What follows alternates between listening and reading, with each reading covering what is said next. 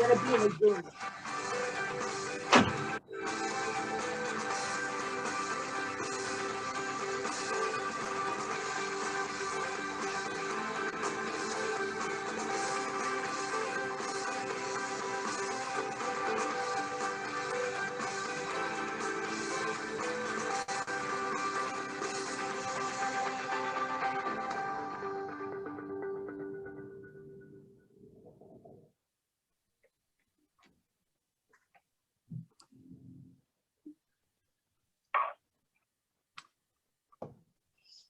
All right, let's get this started. Aloha!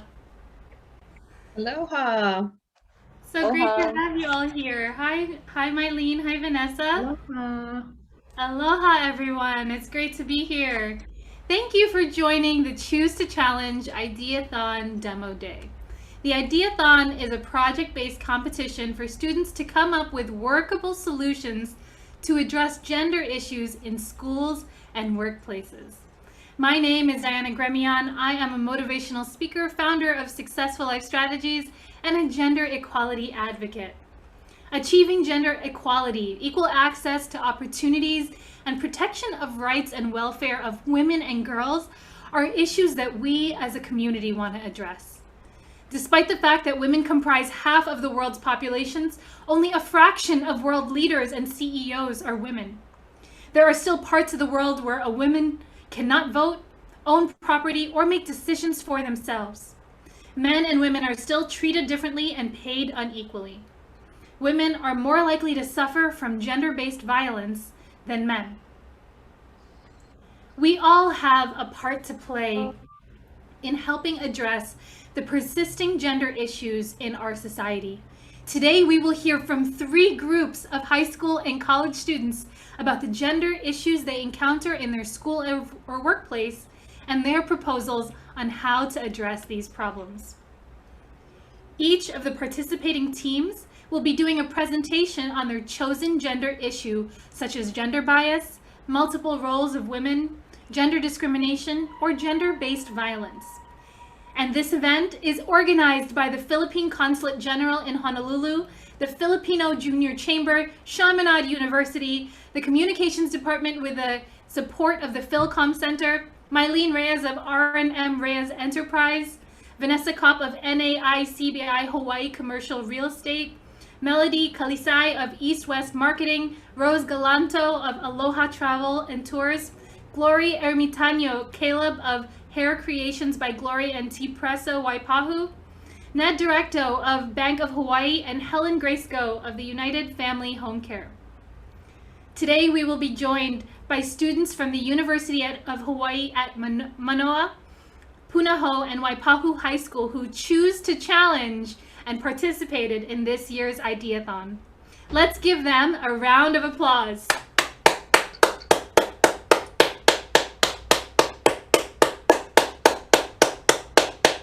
Congratulations, participants.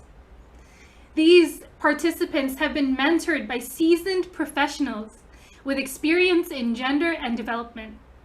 This year's Ideathon mentors include Trish Chica, Community and Government Relations Manager for AlohaCare, and Andrea Christina Caymo, Vice Consul and Gender Focal Point Person of the Philippine Consulate General in Honolulu, and Dr. Eva Washburn-Repollo, Professor at the Chaminade University.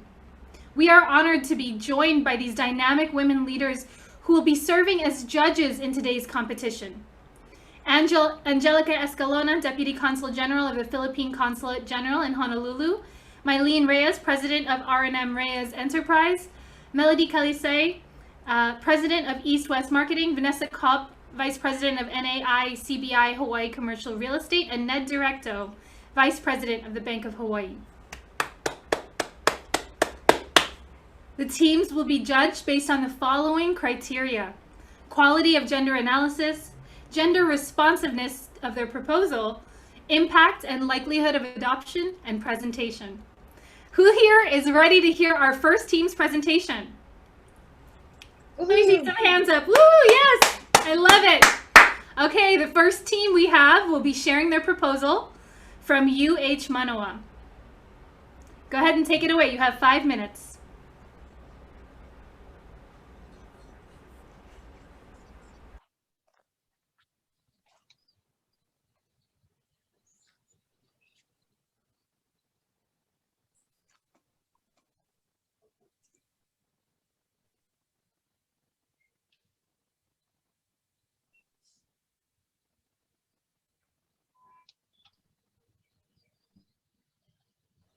Hi, sorry, we submitted a video. Was that?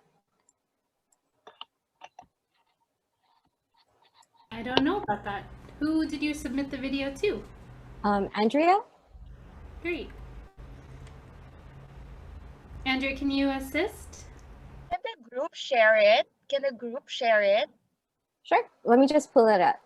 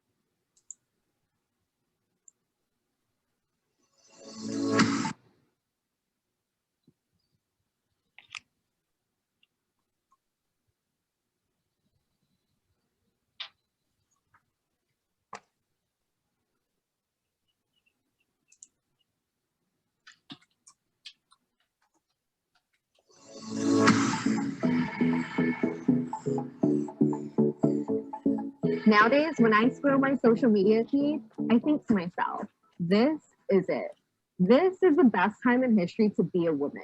My social media feed is full of inspiring quotes, headlines about how we're breaking records for the most women CEOs on the Fortune 500 list, and the celebration of female politicians like Jacinda and AOC. My name is Stacey, and this is my team, Women in Business.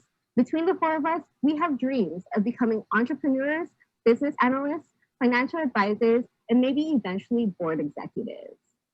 What do all of these dreams have in common? Each of these positions are dominated by men. When we look at the current landscape, women are so severely underrepresented in positions of power that the World Economic Forum has estimated that it would take us 206 years to reach gender parity. The big problem that we're seeing is the lack of women representation in leadership roles, especially in areas of decision making. Statistically speaking, representation should naturally occur if all other variables are equal. But the reality is that the playing field is uneven. The structure of the workplace has largely been unchanged since the Industrial Revolution, where men were expected to be the sole breadwinners. Many workplaces unconsciously reinforce gender biases, creating issues such as the motherhood penalty and the glass cliff. When we look for help in the form of mentors and role models, underrepresentation can make it hard to find someone who can relate. So what can we do, Christina? Good question, Stacey. In order to determine a recommendation, we looked at the root of the problem. Then we evaluated our solutions by impact, feasibility, and scalability, and determined that a mentorship program is the best option that can be implemented now. Kayla will introduce the details of the mentorship program to provide students opportunities to defy. Thank you, Christina. With our mentorship program, we want to defy expectations, stereotypes, and the status quo. In DeFi, we believe in diversity, equality, forward thinkers, and most importantly, we believe in you. We believe in giving people the opportunity to strive for more. We surveyed a group of 51 individuals, and what we heard was a desire to lead, but a lack of confidence and opportunities. We heard a need for mentorship, but a lack of knowledge on how to find one. With DeFi, we want to help students rediscover themselves as the next generation of leaders who value empathy, inclusivity, and equality. We welcome LGBTQ+, people of color, young, old, able-bodied, or not. Once students are oriented into DeFi, the organization will offer 3 resources. professional development workshops, mentorship programs, and community and character building events. Next, Amber will go over recruitment and marketing. Thank you, Kayla. The organization will target colleges with a diverse student body, but a lack of targeted leadership building organizations. In order to combat this issue, DeFi will utilize the channels of registered independent organizations to recruit students. Additionally, DeFi will utilize social media to post infographics surrounding workplace inequities. To execute DeFi, we will implement the logistics to register the organization in Q1, including pitching to multiple Hawaii-based women empowerment organizations to gain their support. Once the network is established, DeFi will register as an independent organization at the University of Hawai'i at Manoa and begin using the RIO channels to market DeFi. Simultaneously, DeFi will release posts on their social media accounts surrounding gender inequity. Once members are initiated into the club, DeFi will carry out the community service projects, workshops, and podcasts hosted by our professionals. Now Christina will explain a student's journey in DeFi. In her first year of college, Audrey has gone through some challenging group projects and wanted to learn about leadership. And so she joined DeFi in her second year. This is the timeline she go through with goals at each stage to define success for DeFi. Stacey will now show you what it means to dare to DeFi. Thanks, Christina. As women in business, we are often in an uphill battle to gain an equal share of what our male counterparts have. We believe that together we can raise each other up to fix the broken rung and get more women in leadership roles, to get our voices heard, and to create an environment that values what we bring to the table. Together, we dare to DeFi.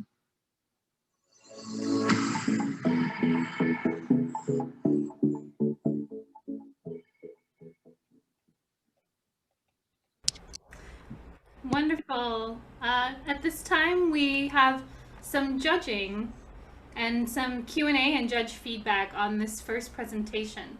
We have 10 minutes for this section. I will be monitoring the time.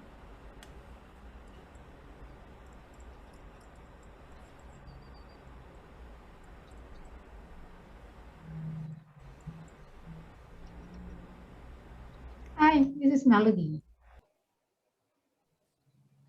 My question is, how are they going to select the mentors?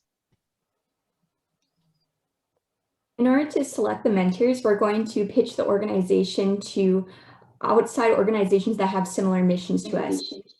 So for example, Hawaii Business Organization and also Girls to Women Hawaii. So we just want to see if people can connect with our mission from these organizations and based on their network, gain our network and just share that together.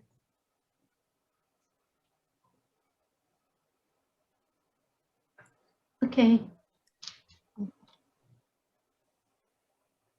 I have a question. Have you guys started implementing that list or at least have an idea? We haven't started implementing our list, but what we did do is we did market research where we surveyed both students and working professionals to kind of gauge what they thought about a program such as this. Many of them showed a lot of interest, especially working professionals who are really interested in being able to give back to their communities. But one of the things that they were concerned about was their mentees, how much they were willing to devote to the mentorship. So in order to help vet students who are really serious about their mentors, we decided that the best time to assign a mentorship is after the first semester of them being in our program, or at least until their junior year, or sorry, starting from their junior year. Okay, thank you. Mylene, I think you're on mute, sorry. Sorry. So is there a similar mentorship program that's already in place at UH? And do you know of their challenges in implementation?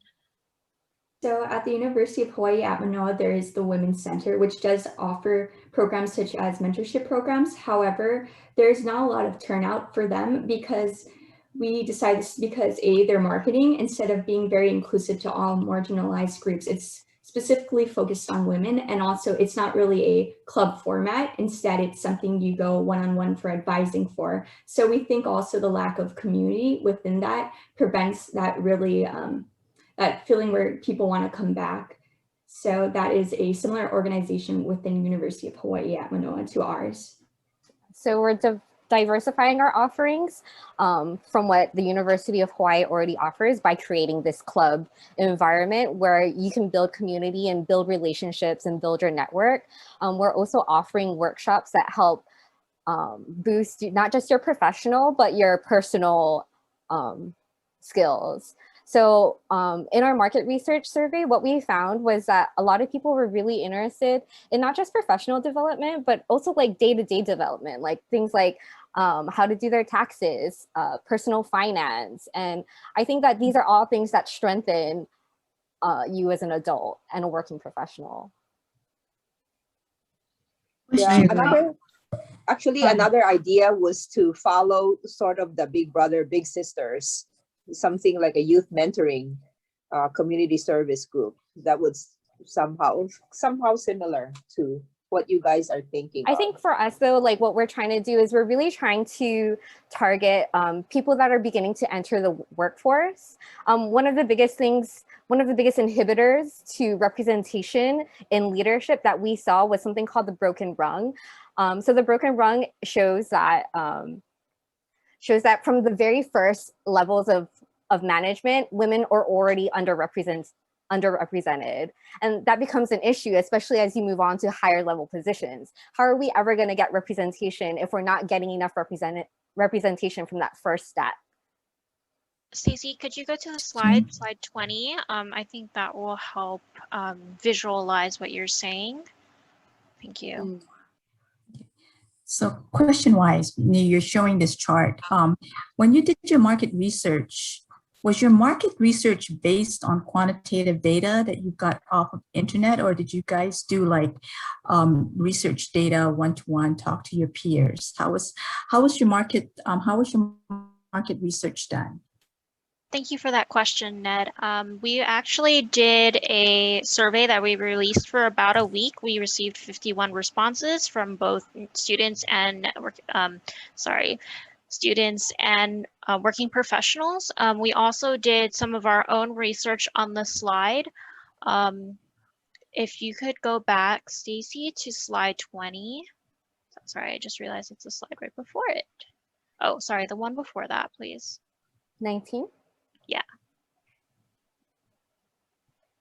This one? No, it's the one after. No, just click the arrows on the bottom, please. The next one after that. Okay, yeah. So as you can see from our some of our further market research as well, mentoring programs do help boost minority representation in the management level from 9% to 24%, which is almost triple. And this is from a study from Cornell. So based on, can you hear me? Yes, Melody. Okay, so based on this kind of mentoring program, how are you going to measure the success of the program and how long you're going to have this to have a good performance evaluation? That's a great question, Melody. Yeah, I'm going to have Christina answer that for you. Okay. Thank you very much for your question, Melody. Stacey, if you could go to slide 15, please. Thank you. Thank you very much. Over here, we outlined a story of this hypothetical student, Audrey.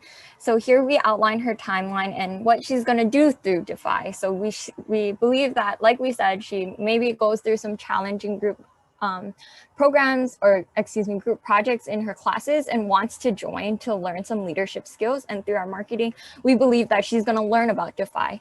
So in order to calculate objectives and goals, we have goals here on the bottom for each different point in their timelines.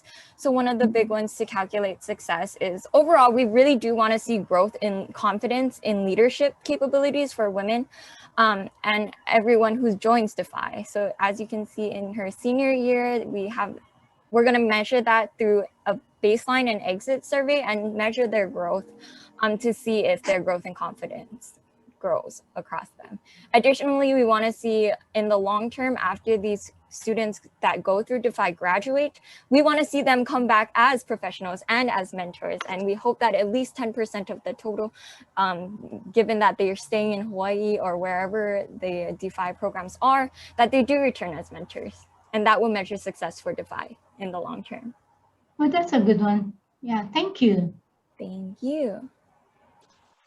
I just have like a quick question. How do you plan to fund activities like workshops and community building events? So as for how we're planning on funding it, since we are operating as a registered independent organization, we're initially going to charge club dues to help fund us. And additionally, we will also have fundraisers within our club for that funding.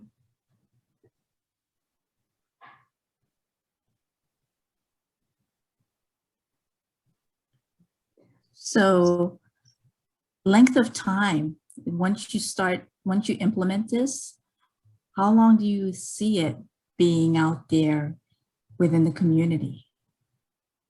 As long as it adds value to the community. You know, like our long-term goal really is to bring more women into leadership goals. When we did our market research and we asked people if they were interested in becoming leaders, there was a really, really large consensus. But then when we asked them if they had ever had an opportunity to practice being a leader, there was actually much less, you know? And so we're trying to create this opportunity where people feel comfortable practicing these leadership skills, where they can learn leadership skills such as communication and conflict management. And I think that those kinds of skills, you know, they're good for everyone, not just women. We have 45 seconds here if anyone wants to ask a final question. Not a question, but a comment. Congratulations, this is very well thought out. I actually, I'm the chair for the Fellows Program for the Filipino Chamber of Commerce. And that program is actually not so much for the students, but for like mid-level executives and, you know, established leaders in the community. But I would love to invite you guys probably for our next cohort. We could, you know, some of you guys can be a participants, or maybe we can have a meeting of minds on how to propagate and have this program in perpetuity, because our fellows program is also in its first year. So we can have, yeah, some brainstorming going on. But congratulations, this is, yeah. That would be incredible. Thank you so much. Yes, thank you. Thank you very much. Thank you so much. Thank you, everyone. Thank you to the Manoa group for their presentation. At this time, we'll give the judges a few minutes to finalize their rating. In the meantime, let's watch this video from the UN Women about the history of the gender equality movement.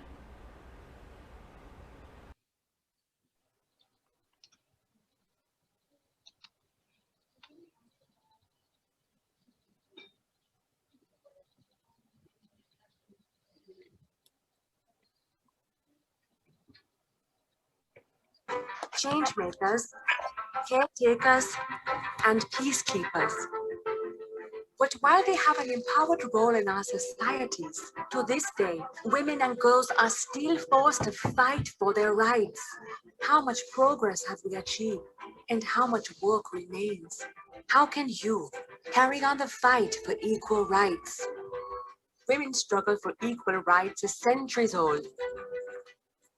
But 1848 marked a watershed moment for women's rights with the Seneca Falls Convention, where women activists publicly petitioned for their civil, social, political, and religious rights.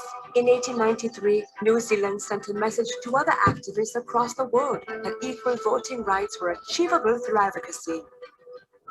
Entering the 20th century, women around the world are mobilizing in ever greater numbers to campaign for gender equality, just as women's role in the labor force is rapidly evolving by opening up options beyond caretaking roles.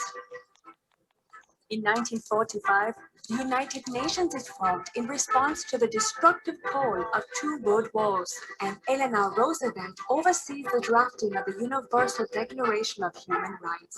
For all the world to hear, she and other advocates underline the place of women's rights within. This sets a foundation for women's rights norms and standards at the international level. Subsequent decades, just as women are taking historic leadership positions in government, women activists at the grassroots level dovetail with the worldwide momentum by becoming powerful symbols of feminist resistance and social change. This momentum reaches a climax in 1995 when the Beijing Declaration and Platform for Action presents a visionary global agenda for women and girls' rights. But in spite of all the progress, as we enter the 21st century, patriarchal stigmas persist and exemplary leaders arise to resist them. With the rise of the digital age, social media emerges as a crucial tool to galvanize populations in the fight against injustice. A single woman's voice is now louder than ever.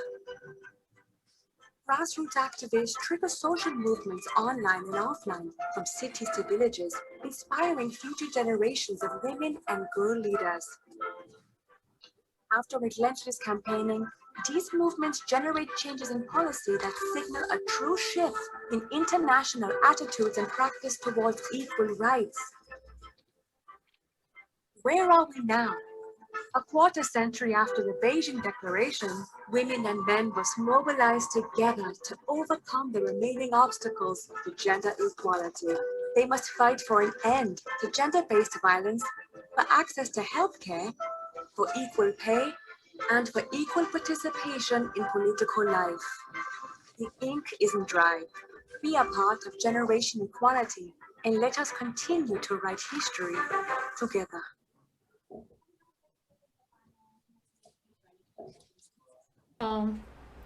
Our next presenter is Team Ava, sharing their proposal on how to address gender bias in schools. Team Ava, take it away.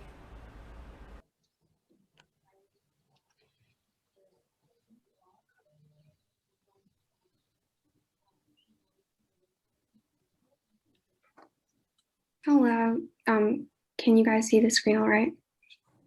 Yes. Yes. Yes. Okay, 1 second.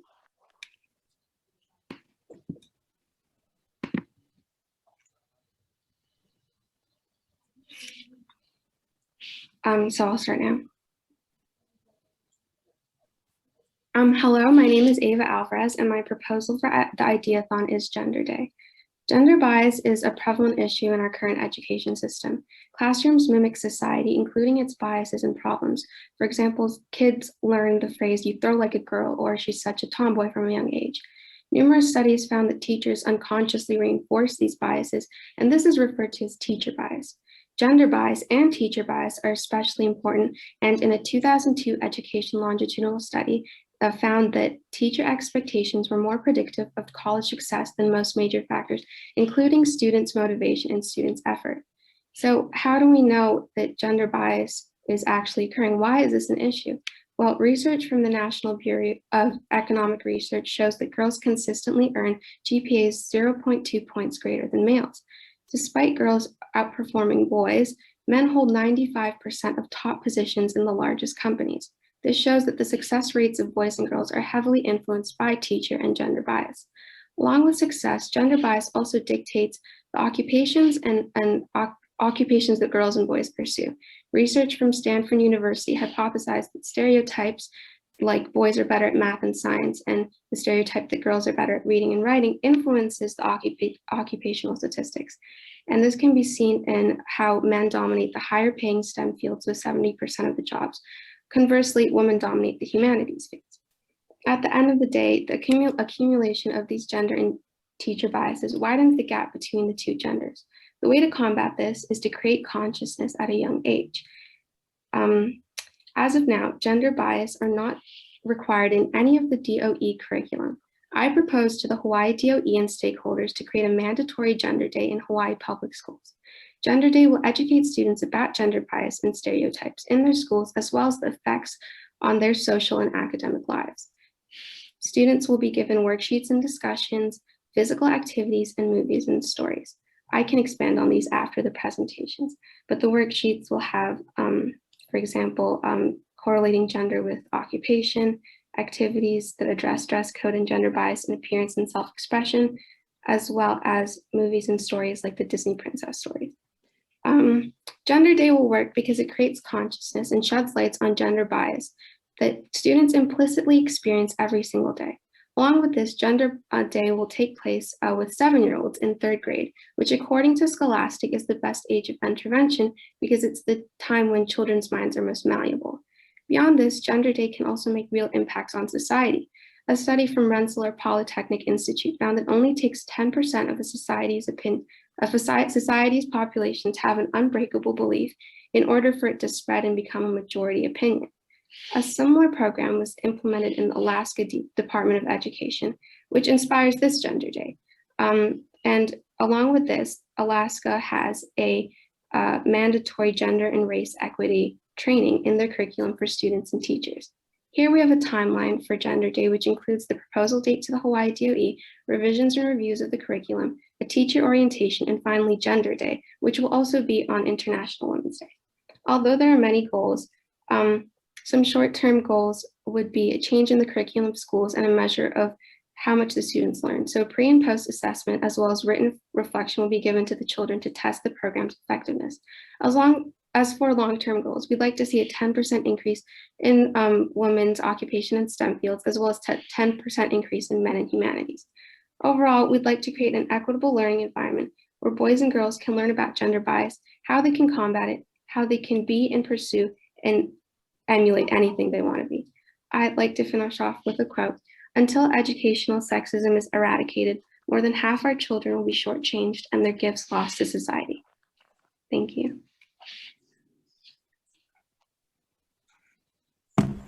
Thank you so much, Team Ava, for your presentation.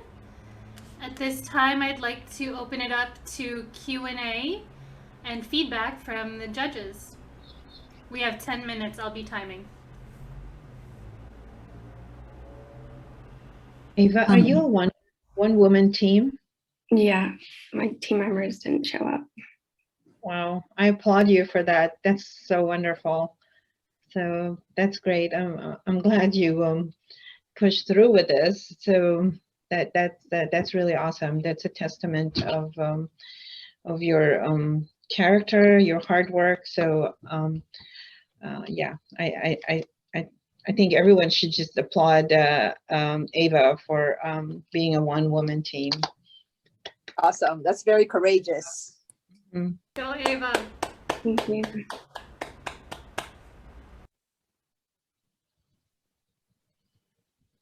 Okay, Ava, I have a question. And as far as like for Gender Day, I was trying to listen to what you were saying. Is this only for a 1 grade level, or is this throughout, I guess, the term that you're in school from kindergarten to 12th grade?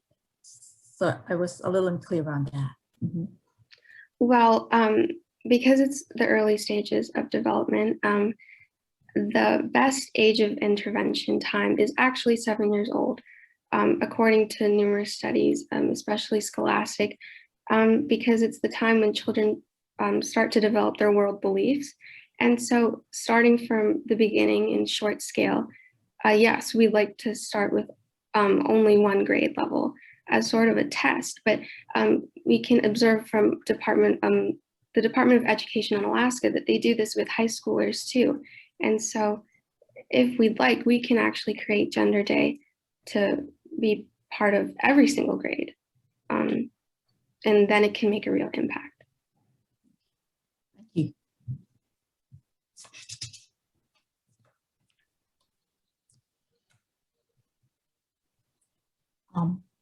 I'm sorry, it's me again. So as far as like Gender Day and getting that into the DOE system, would that need to go into any type of legislative approval, or, you know, or does it just go to the DOE to get that approved? How would you get that? How would you get that into the system? Mm-hmm. So before I present it to the DOE, I'm going to have it reviewed by some of the teachers at my school who have doctorates and PhDs in educational science. And with their help and with my mentor's help, Miss Andrea, we're going to propose it to someone at the DOE. I'm not sure, but yeah. Okay. So the one in Alaska, how long has it been in place? It's only been in place for a few years. It coincided. It tried to address because there was a bill put in place, and it tried to address the bill that required gender studies in the DOE curriculum. And so it's not only the Alaska Department of Education one is actually targeted towards more teachers than students, but they also have some curriculum for students. It's mostly targeting teacher bias. Okay. So with Alaska, who else has this as far as like part of their curriculum within, you know, within the USA? I was doing research online and I couldn't find many states that did this. Actually, Alaska was one of the few that I could find, which you know, is more of a reason to implement it into our own Department of Education, because we have an example, but we can also set an example and be a model for other states. Yeah, no, that's true. I'm just surprised that, you know, in our day and age right now and what we're going through, that it would just kind of like be in Alaska and it's something that you picked up on. And, you know, I think that's really great. Ava, do you know, is there published studies already on the success rate of the Alaska program? I know you said that they've been around for 3 years, right? A few years. A few years. Okay. It coincided with a bill they put in place. I'm not sure of the exact success rates. I was trying to find information on that. I couldn't really find it, but it's a big part of their curriculum. If you go onto their website, you can see that it's a large part of their curriculum. On our Department of Education website, we have specialized programs, but we don't have any program like this.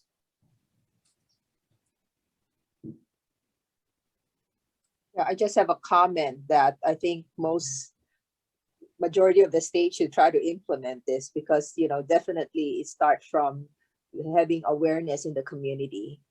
And as that 7-year-old is that age where, you know, your mind develops and you can start implementing that at school. So even the boys would be aware of that, right? Yes, when you plant the seeds early, more impact can be made in the future, rather than focusing on the issues now that are very, very important, but are hard to address, because when kids grow up with a certain mindset, it's put into place when they grow up. Right, definitely. I like the idea of the Gender Day on this kind of program, but can you expound more on how are you going to expose or teach the students on that particular day? What are the components of this Gender Day? So if I go back to the actual curriculum, there's going to be multiple curriculums and programs that will be reviewed by and advised by educational professionals. But this is like an example, like when you see an object, what type of gender do you correlate it with? Like a construction worker, you know, ideally, all the students would fill in both for all the categories to show that there is no gender bias. However, when you look at these, you do correlate a gender with these objects. And so this is also one way we can measure the effectiveness of the program, to use these activities, the before and the after, and to see if it's actually successful. Along with this, there'll be activities. For example, this tinfoil activity, which addresses gender bias in appearance and self-expression. This is actually something important to me because in my old school, there's a homecoming court, and one of the girls dressed in a tuxedo, and she actually got suspended for cross-dressing, which is another problem I see in the Hawaii Department of Education. So there's this fun little activity where you take tinfoil and create a gender-neutral clothing item. Example, like I have this bow. Like the bow can be a hair bow, or the bow can be like a bow tie. So it's just expanding children's minds and making them aware of the statistics and the bias that is already there. For example, there's this cute boy who tried to dress up as his the poet laureate who spoke at President Biden's inauguration. And so lastly, movies and stories like Disney princesses who are quiet and timid, and they don't have major roles in their stories.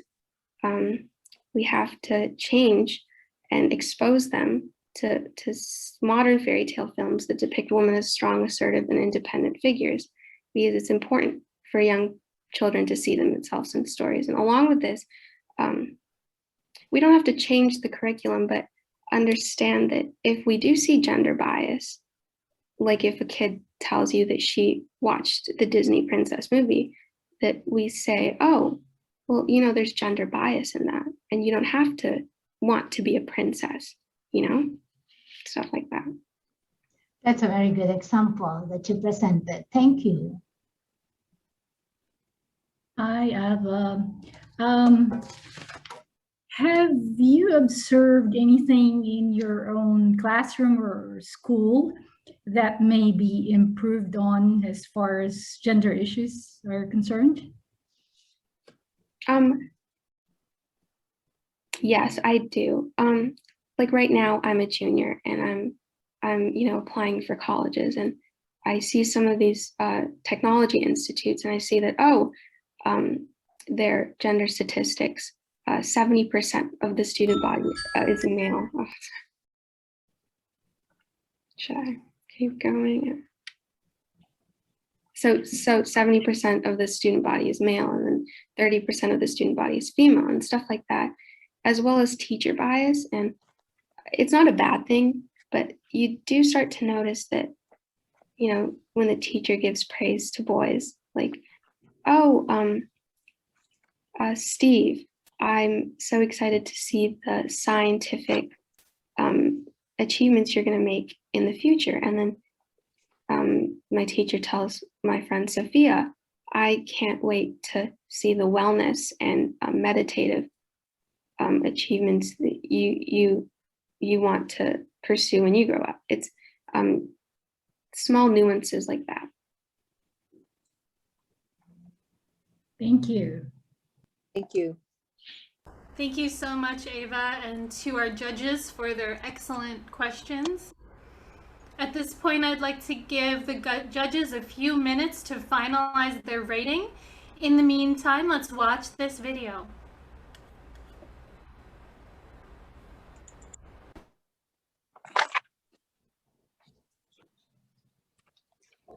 My boys are growing up in a world where I don't think they've ever questioned whether or not a woman could be a doctor or whether or not a man could be a dancer. They're not assigning roles to gender because that's their reality. But unfortunately, outdated stereotypes are still very much alive today. So we as parents need to be raising kids that are aware and mindful that just because they are not hearing these sort of things on a regular basis, that they are very real.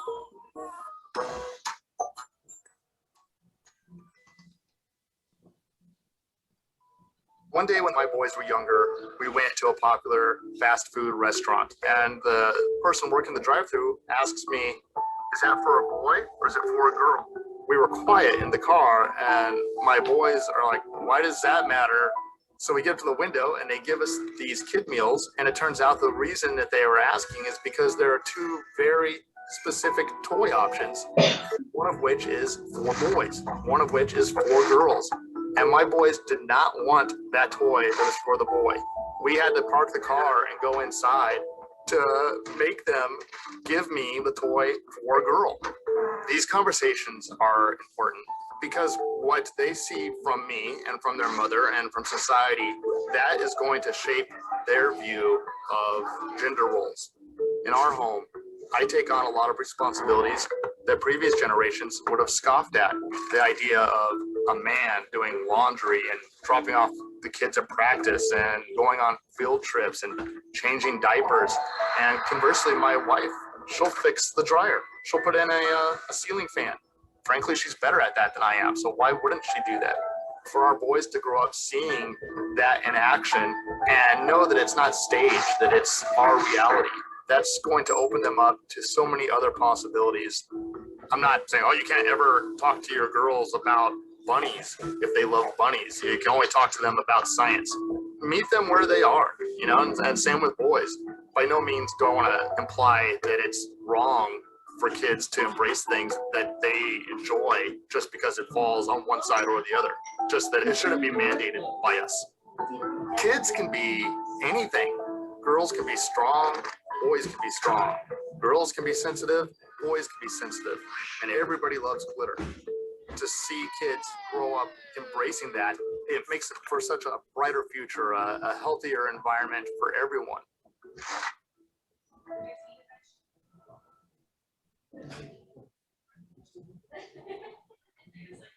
Actually, serious question.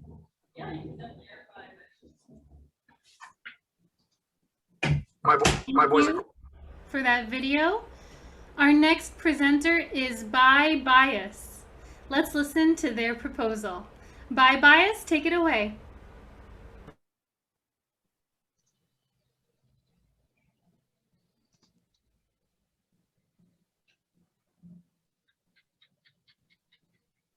Hi, can you guys see my screen? Yes. All right, thank you. Hannah, what do you want to be when you grow up? I want to become a scientist, Sean. But any STEM career aside from nurse or doctor is mostly for men. I agree with Mariah. That's a boy's job. Yeah, you're going to be the only girl. Janella and Scott are right. Most of the 77 students we surveyed experienced a similar conversation with their peers. Shocking, but not surprising. Get this, we have 5 academies, 3 of which have an almost equal distribution of male to female students, but 2 do not. Health and sciences is female dominated, and industrial engineering and technology is male dominated. You see, we believe that gender bias exists at school, and that's why it is important to share our findings with the faculty in order to take action. So together, it's time to say bye to bias. Our project strives to be gender neutral by eliminating gender bias, which influences a student's career decision-making. Our objectives are to raise awareness of the issue at a young age, 12 to 15 years old, and balance the male to female student ratio in Waipahu High School's academies. In the first section of our survey, we asked students if they believe gender stereotypes exist, which 81% of them said yes. Then in the second section, we provided an image with the definition of gender bias. With the given resource, 96% of them now said yes. Previous data strongly supports our solution to create a website consisting of resources for people who wish to take action and advocate for this cause. We need to lift each other's voices, move forward together, and achieve gender equality by following our 3 pillars: awareness, amplification, and advocacy. In our website prototype, we structured it into 6 pages: home, what we do, how we work, learn more, get involved, and voices. For the sake of time, we took simple screenshots of the website, but we will be sending a link of our prototype after the presentation for you to check out. In the Learn More, we will share statistics, news, and articles regarding gender bias in careers. In Get Involved, we will offer activities that people can do, such as creating and sharing a 5 bi-bias guiding principles displayed in classrooms, or a list of guidelines when reaching out to career speakers, as seen on this slide. Most importantly, in the Voices section, we have a student panel highlighting students' stories and opinions. For example, here was one statement from a student in the survey, and I quote, "I talked about going into the Academy of Health and Sciences, and my friends were telling me to join IIT because it is all boys and that I shouldn't join HS since it's mostly women." Just imagine how many students go through the same experience. We hope that our Voices section shows that our students are not alone and that our website is a safe space for all. We hope to publish this website by July 2021. To ensure our project's effectiveness, we have specific gender indicators in place reviewed every 6 months. We will look at our website statistics and feedback forms monthly to improve our site. Next, we will obtain the female and male distribution list per academy every 6 months to see if the gender divide has decreased. Lastly, we will check the speakers list for career fair to see if there's a fair representation of males and females for each job. Data collection will be in partnership with our counselor who provided us with our previous data in our project. We will face obstacles along the way, such as having lack of support. In this case, we need to expand our network, like speaking during staff meetings to encourage them to check and share our website. We need to take appropriate steps to reach our objectives. Hannah, do you still want to be a scientist? Of course. That's an incredible career choice. You're an inspiration, sis.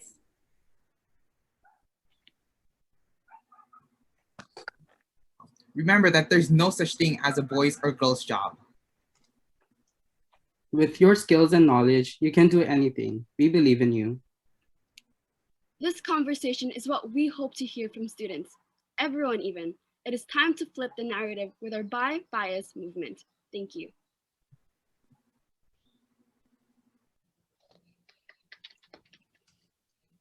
Thank you, Team Bi-Bias. Okay, now we have 10 minutes for the judges to provide feedback and ask questions. I will be timing.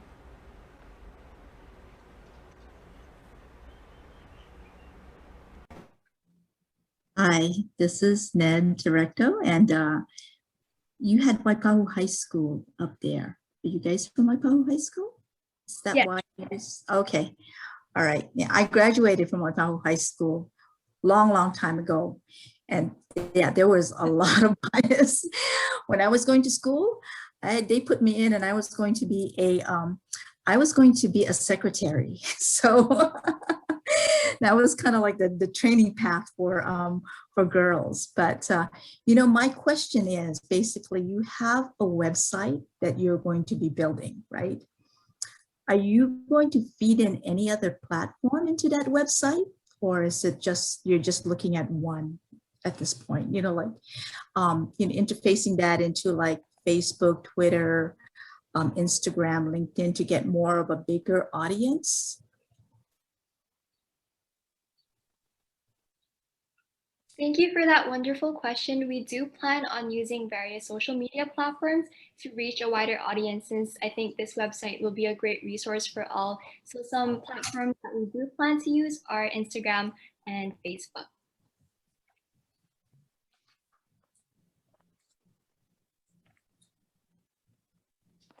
Hello, hi.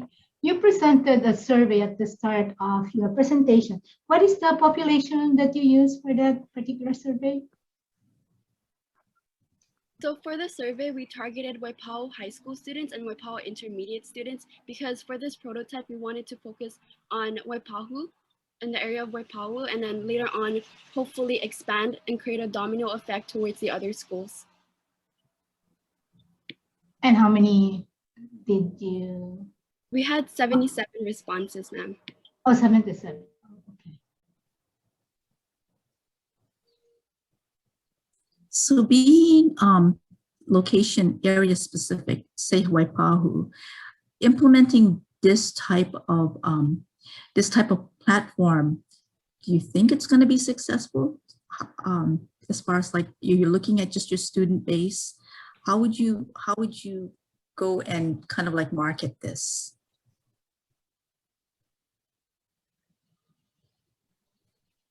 I believe that this will be successful because my teacher actually pushed aside one of our lessons to talk about one of the main causes or issues that we are facing right now.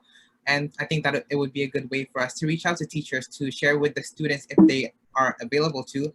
And actually in one of our survey, we asked them here, do you think gender bias is, do you think there is gender bias in careers? And as you can see, 81% to 82% said yes. And after advocating for the cause and teaching them about it, there was a 14% difference that closed the gap. So that's why I do think that this will be a successful thing when we will implement it. Okay. You know, now I'm going to go logistics because Waipahu High School is like on one end of Waipahu, and then Waipahu Intermediate is on the other side. So I guess trying to I guess you would have to communicate with both sides, right? On that side. I'm just trying to think because you guys are not all together. Mm-hmm. We actually have multiple connections to that school, and it's not that far anymore since we kind of live close to Waipahu High School, and some of us live to Waipahu Intermediate. So I don't think communication would be a problem in this project. Okay. So one, you guys have it. Oh, go ahead, Neddy. Sorry. Okay, so I'm just gonna say, so once the website is up and running, you know, continuation of it, once you guys graduate, right? You guys are still in high school. How would that work? I mean, who would basically continue administering the website when you guys have graduated? Mm-hmm. So for that, we are considered that we will be graduating, and so we wanted to actually expand our team and include other students from lower grade levels, including intermediate students, so that along the way we can pass it down, pass the pass the website down towards other students, so that we continue to advocate and continue to make other people aware throughout different generations.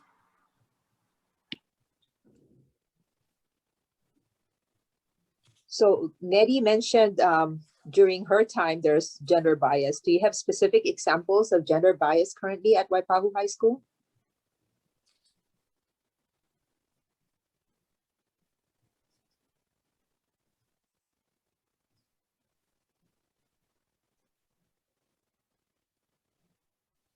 Yes, we do. Actually, in the survey, we asked if they have experienced gender bias, and a lot of them said yes, but the people that said no said they have seen someone get, experience gender bias. So this one was talking about how they were pressured to go to this certain academy because it's based on their gender and not because of their passion. So I think that's most of the gender bias that a lot of students experience at Waipahu High School.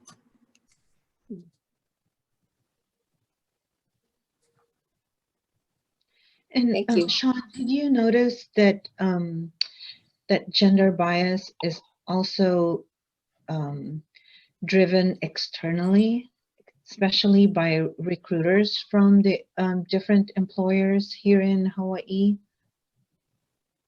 Because, you know, like for the Academy of Engineering and then Academy of Health and Sciences. So I know at that level, the recruiters, the employers, possible employers, they're already recruiting at that level, right? Do you think that that's an external factor that drives the gender bias in the students enrolling in those programs? I definitely do think there's a lot of factors that plays when students choose their academies. Not everyone is influenced because of their peers pressuring them to join this because of their gender, but I do think seeing them being influenced by things that they see on TV, on Google. Actually, if you search the word engineering on Google, you will see men. If you search up the word nurses, you will see women. And I think that's what really influences them to join this certain pathway, because they think that a career is only limited to this one gender. So if you take color, for example, who decided to associate pink with girls and who decided to associate blue with boys when it can be both?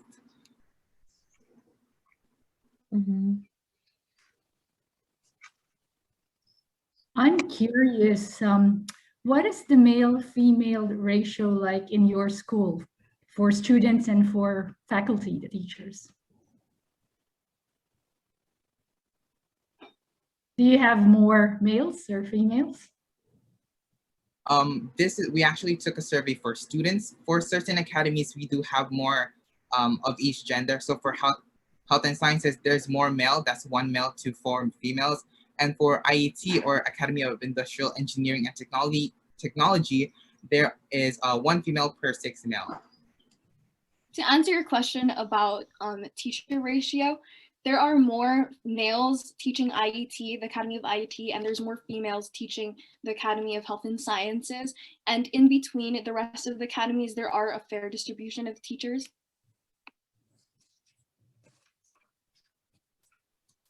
Thank you. We have 1.5 minutes left for any final questions.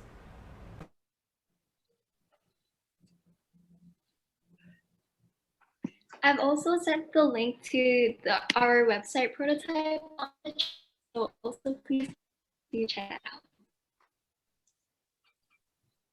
Thank you.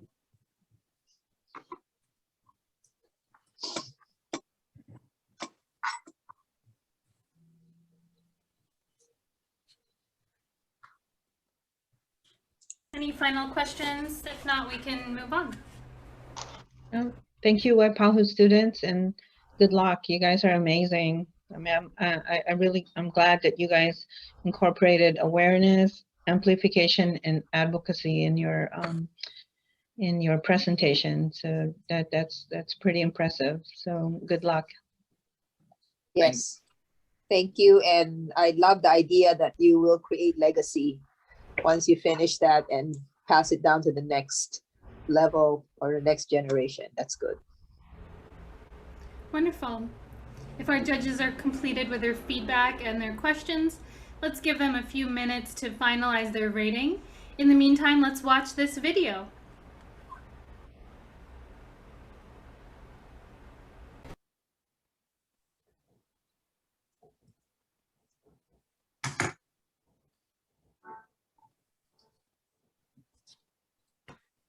As a girl, I'm expected to be your little princess. As a boy, I'm expected to be your hero. I'm supposed to play with dolls and look pretty. I'm supposed to play sports and act tough.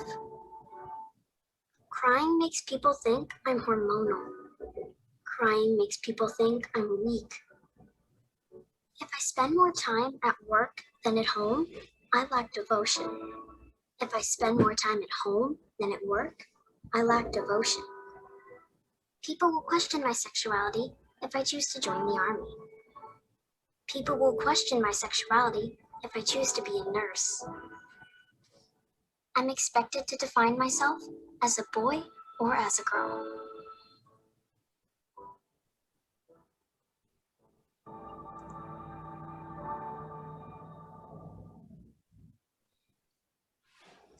What an inspiring video for all of us on gender bias. Thank you.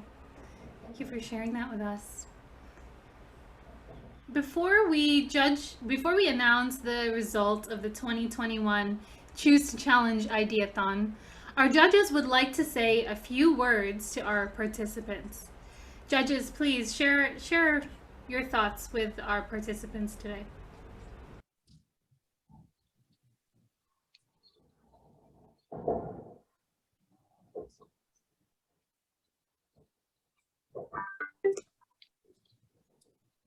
I think, Diana, give us a few seconds. We're all trying to get all our results in. Great. Sorry. That's okay. Let me ask, I'm going to actually ask the different teams then, while our judges need a moment, if you can share something about someone else's presentation that really inspired you. So I'm going to have our first team from UH. Can some of you ladies unmute and share something about another presentation that really inspired you. I think I can speak for all of us when we say that we were really, really impressed with Ava, that you showed up even though, you know, it was just you. I think that's so impressive. It's like truly a testament to your character, and I know that you're going to be going to big places. Thank you, Stacy. Amazing. How about you, Ava? Anyone that you'd like to, who impressed you today? I think both groups really impressed me. I'm just happy to see like my generation and seeing them so capable, you know, to help face these issues that are prevalent in our society. Thank you, Ava. And from Waipahu High, or by bias, someone willing to share a little bit about someone who impressed you today? I couldn't really choose who really impressed me today. Both of them did a great job, and I don't really see this as competition. It's basically advocating for the same cause. So we should like totally partner up and tackle gender bias within all aspects of our lives. So good job to everybody here. Yes. I'm going to ask everybody if we can go ahead and unmute yourselves. Let's give everybody a round of applause. There was a lot of hard work that was put into today. Good job, everyone.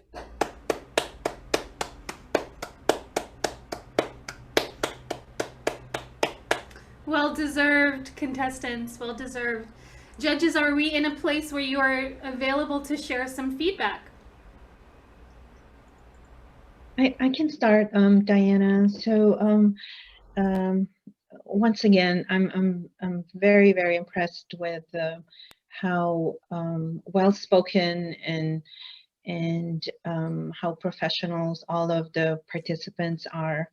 And I already know you guys will go places, and I'd like to see each one of you in a corporate boardroom one of these days, and I'd like to see each one of you advocating to eliminate gender biases, not just now, but you know, continue this advocacy and mentor the kids, the students who are junior to you guys, because if they hear it from their peers, you know, kids their age, it will certainly have an impact. So encourage everyone to advocate for themselves, definitely. And you know, I'd like to thank the Philippine Consulate General for putting this together. This is awesome. And encourage other students to join. Hopefully this will not be the first and the last Ideathon. So good job, everyone. Congratulations. Thank you for sharing your thoughts, Mylene. Ned, are you able to share some of your insights or feedback for the group? Yeah, just very short. You know, everybody did a great job. I mean, amazing. And I think, maybe correct me, are you guys still millennials? The Gen, yeah, so kind of like if you look at that, you know, when you kind of talk to your group, you do a lot of, you know, community activity, community work. And basically now, as far as like doing all of this mentorship, gender equality, I think that's really great. And, you know, I think as you continue this, it's just not within the community. It's not just community social responsibility. It also comes up and it becomes corporate social responsibility. So what you guys did today was great. I mean, I listen to it, I hear it, I read about it, but for the three groups to put it in a presentation, you know, it's good. I think I would like to see the presentations again, maybe in a longer format, you know, so because I think you guys had such a lot of information in there, and to give it to us in 5 minutes, and then but to be able to even answer our question, that tells us, or that tells me that, you know, you guys put a lot of work into it. So probably hearing it in maybe a longer format would be, would be wonderful. But you guys just did a wonderful job. Thank you very much. Thank you. Hi. Everybody did a very good job, and I want to congratulate everyone, the 3 teams who presented, from different solutions, from mentoring to Gender Day and to the media on how to advocate for this gender bias or gender advocacy. So congratulations, and as what Ned said, hopefully next time we will have more time to expound all of this. You have a very good example. It's just that we really need more time to explain what you're gonna be doing. And I really appreciate everyone's effort. For me, it's a very big effort to do this kind of presentation. Thank you very much, and hope we're gonna have this again in the near future. Okay, so I really appreciate all the efforts and hard work that all of you guys put into this project. So congratulations to all of you. I see a lot of confidence in our student nowadays trying to overcome gender bias. And kudos to all of you. I'm now confident that the next generation can tackle this. So one day, hopefully, when I become a grandma, this world would be a different place. And, I can see women CEOs in big corporations. And it's all up to you guys. Generation Z. So more of Vanessa coming. I just thought I had a thought. I was watching Miss Congeniality. I mean, I just caught a really short part of it. And then, how these beauty queens, and, it's kind of like their thing was world peace. But if you really think about it, and, gender equality, mentoring, and doing all of that, it kind of thinks about that, it brings us to that place where maybe one day we can have world peace, if we can basically think of that equality within each other. So yeah, yes. But yeah, you guys did a great job. Yeah, congratulations to all the teams. It made me think. It's like it really made me think about all of the things that you guys put together. Angelica, would you like to share your thoughts as well? All right, thank you for the excellent presentations from all the 3 teams. The presentations showed a very high level of awareness about gender issues. I was very impressed. And there were a lot of good ideas that were generated. I hope you will make these ideas happen and that you will further develop these as you go along.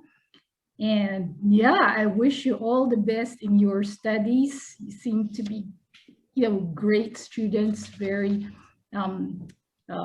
involved in what is happening around you and in your school, in your communities. So I wish you luck in your studies and in your future careers. And finally, let me just thank everyone, the participants, the mentors, the judges, everyone who helped make this event happen. Thank you. Thank you so much, Angelica, for closing out our comments. Okay, all, we've officially got the results are in. So let's go. First, before we announce the results, let's give a round of congratulations to everyone, because you're all winners for choosing the challenge and coming up with proposals on how we can address gender issues. So let's get a round of applause.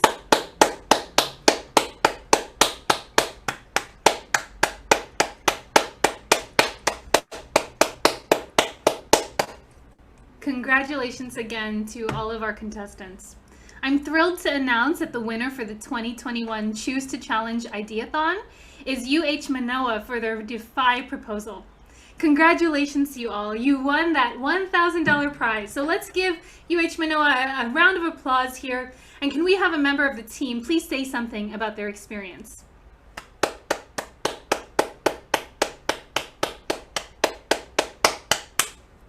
Congratulations. Yeah, congratulations. Can we have one of you share? Thank Or you. anybody who wants.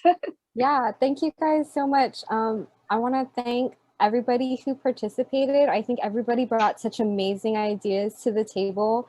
I really love how we each kind of targeted a different group of people, with Ava hitting like the elementary school kids, and then Waipahu High School reaching the high school kids, and our group reaching college kids. I think that each of our ideas really bring something to the table. Yeah, and I also want to thank all of the judges who have put in time. I really want to thank our advisor, Ava, and the Filipino Consulate. Thank you so much. Thank you, Stacy, and to our Team UH Manoa. All the participants will receive a certificate of participation from the organizers and special gift items from our donors.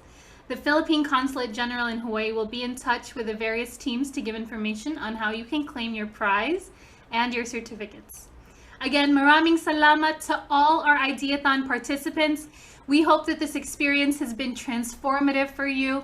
Thank you again to our generous sponsor to this event and to the organizers, the Philippine Consulate General in Honolulu, the Filipino Junior Chamber Junior Chamber, and the Chaminade University Communications Department for this worthwhile and meaningful event. We would like to end this Ideathon with this video.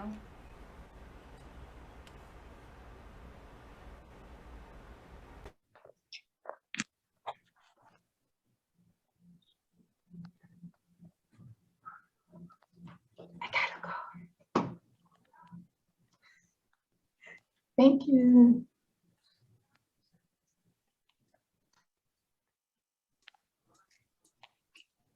Women and girls have always faced hurdles, but that's never stopped us. We sacrificed, fought, campaigned, succeeded, been knocked back, and succeeded again. In a race for justice, we've leapt over countless obstacles to win our rights. Women didn't have the right to vote, were excluded from education, were not paid fairly for their work, and had no voice in political leadership. Even the first Olympic Games didn't include women. That was then.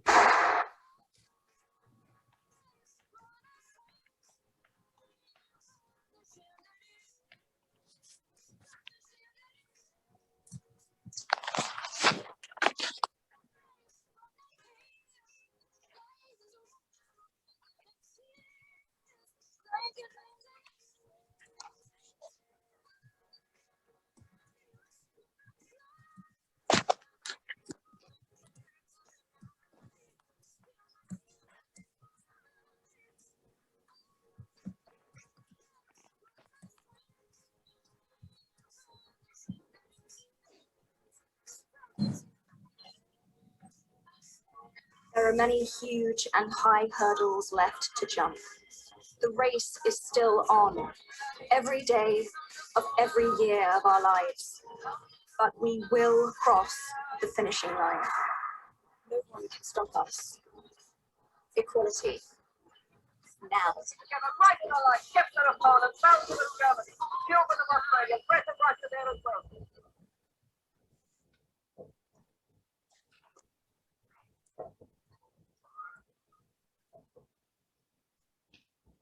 Wonderful. And as we close out tonight's event, I encourage you to say congratulations to somebody in this room as you're leaving, because every single person in this room is an amazing impact-driven leader. Every single person in this room. So please join me as you leave. Go ahead and unmute yourself and say goodbye to a couple of these amazing leaders, because you are in awesome hands and you're in awesome company here. Bye, Sean. Bye, Vanessa. Congratulations. Bye, Christina. Congratulations. Thank you. Thank Thank you, everyone. Thank you, Diana. Thank you, Andrea. Thank you. Amazing job, everybody. Yes. Thank you.